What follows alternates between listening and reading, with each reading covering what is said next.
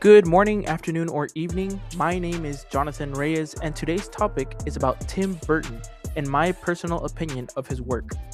We will talk a little about his past, and then we'll move into my opinion on his works. I'll mostly talk about my personal favorite movies that he's made, though don't worry, that's not all we'll talk about.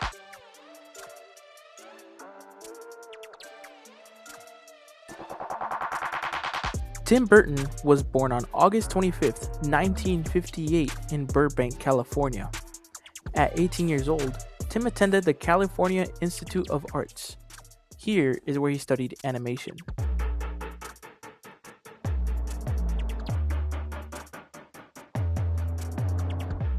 Tim Burton's first short film animation is called Vincent, and 2 years later, he directed a famous film known as Frankenweenie, which I personally love this film, and it made me cry.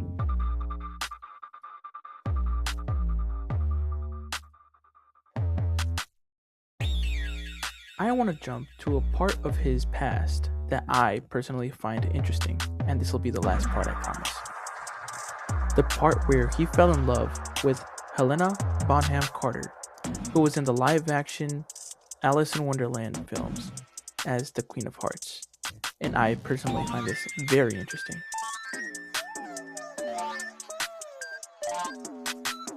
To show his love and affection towards her, Tim made some drawings of both of them, specifically dedicated to Helena.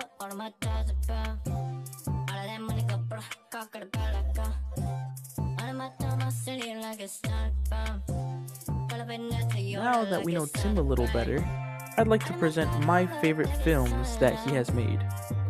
And I'll also be explaining my opinion of his art style and the way he uses it in his films. And I can say right now that I really like his art style.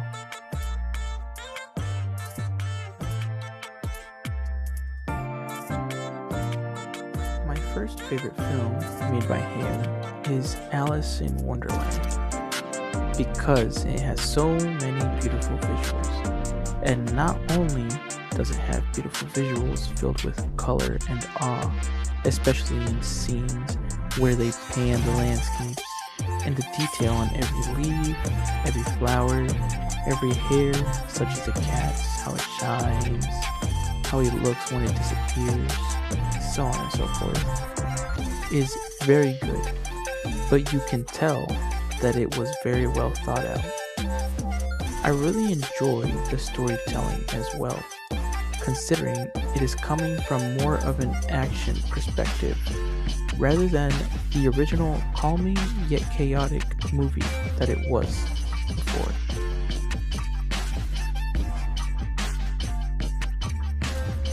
My next favorite film by Tim Burton is Corpse Bride. I want to note that it is interesting how he implemented the use of colors in his movie. For example, when we see the living world, there is almost no color. But in the world of the dead, everywhere, everyone, and everything, including the bugs, are full of color. And with a similar controversy, everyone that is living is unhappy, mad, and sour, while the dead have thriving spirits, happy, and party all night, including the bugs and insects. And it's details like these that make the movie that much better. The love story being told through this film is bittersweet, though I really like it. It brings an interesting form of comfort. I really wish Victor stayed with Emily though. They would have made a really good couple.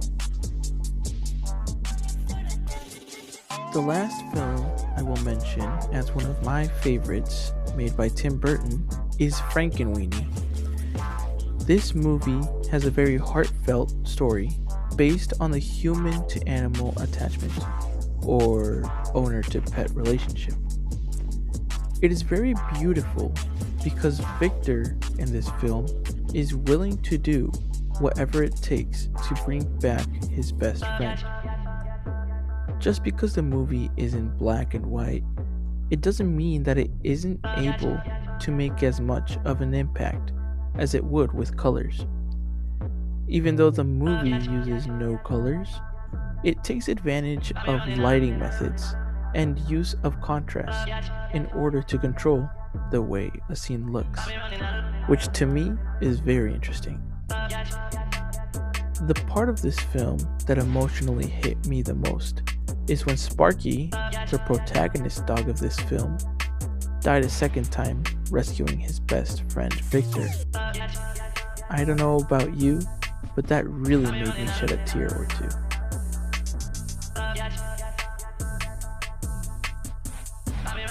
Moving on to my opinion on his art style, I'd say it is a very unique art style, recognizable by anyone who at least knows of his films.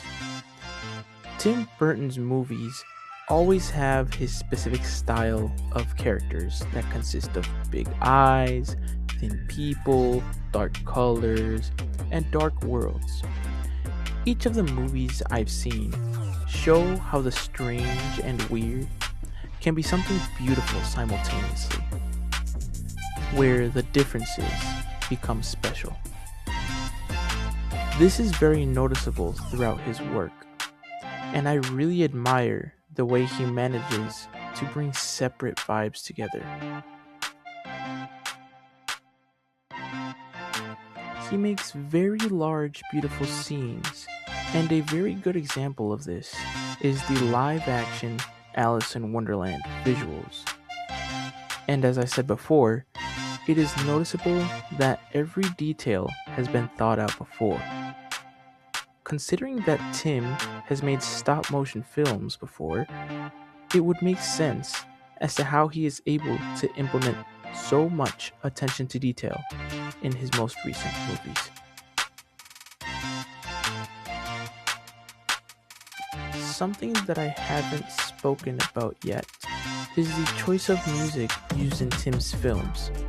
The music paired with the films have a unique mix of darkness, sadness, and curiosity. This tone is very noticeable, and I really like the style.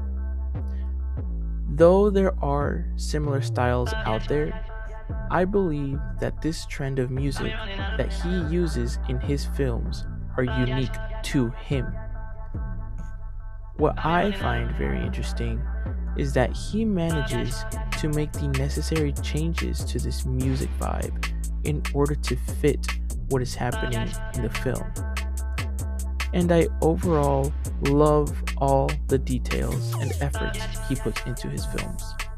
All the colors, sounds, shades, actions, music, and every component that is meant to inflict different emotions on the viewer. And without all of these components working together correctly, we wouldn't have a Corpse Bride movie or a Frankenweenie. One thing that is not too much of a con is that his endings tend to be on the sadder or darker side of the spectrum. For example, in Corpse Bride, Victor ends up with Victoria instead of Emily after they were about to marry. Or in Frankenweenie, where the dog dies twice, though notably, in the end, he lives. Another thing that isn't necessarily a con, though it could be viewed as one, is the repetitiveness and noticeable pattern of character names and shapes, not allowing there to be originality. Like in Frankenweenie, the kid's name is Victor, and so is the groom in The Corpse Bride. And similarly, his first short film's main character is named Vincent. Though it's not the same name, it is somewhat similar. We overall went over many things about Tim Burton, like his history, his first short film Vincent, which is part of his history, the live-action Alice in Wonderland that he brought to life from a very different perspective with many great visuals, Corpse Bride, which has a good yet bittersweet storyline that is assisted by the use and lack of color, and Frankenweenie, which used lighting in a creative way and has a heartwarming plot. We also spoke of his art style and the many things that contribute to it, such as light, color, sound, so far and so forth.